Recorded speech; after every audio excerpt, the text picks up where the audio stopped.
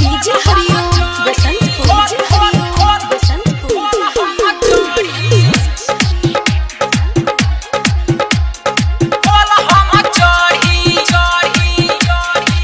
काहे बोलवला तू हमके अकेला काहे बोलवला तू हमके अकेला लेबो तू चुम्मा के खेलबा हो खेला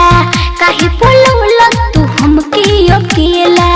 लेबो तू चुम्मा के खेलबा हो खेला कोरो हो कमावा जला दे अरे कोरो हो कमावा जला दे लागो त डरवा हो बोड़ी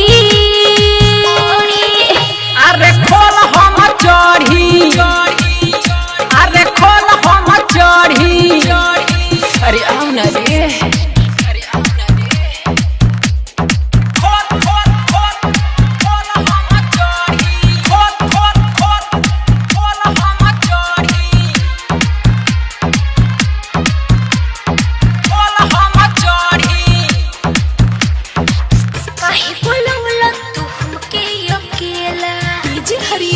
बसंतपुर हरिओम बसंतपुर हरिओम बसंतपुर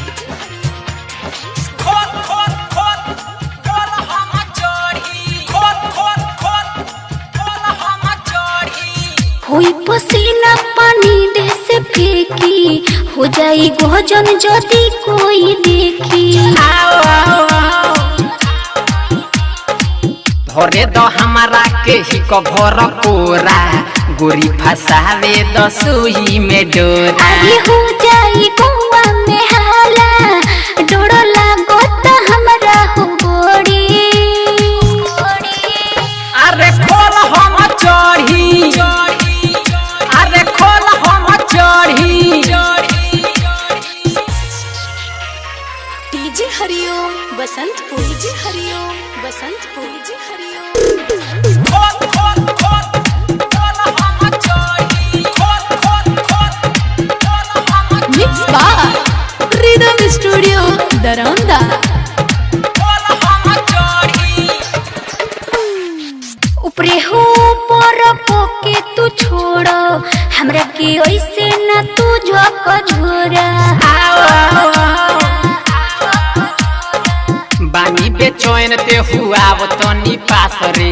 दे देबे हमारा बाबे विश्वास रे अरे रंजन लाल राधिका को है अब कुछ हुई तो बात आगे बढ़ी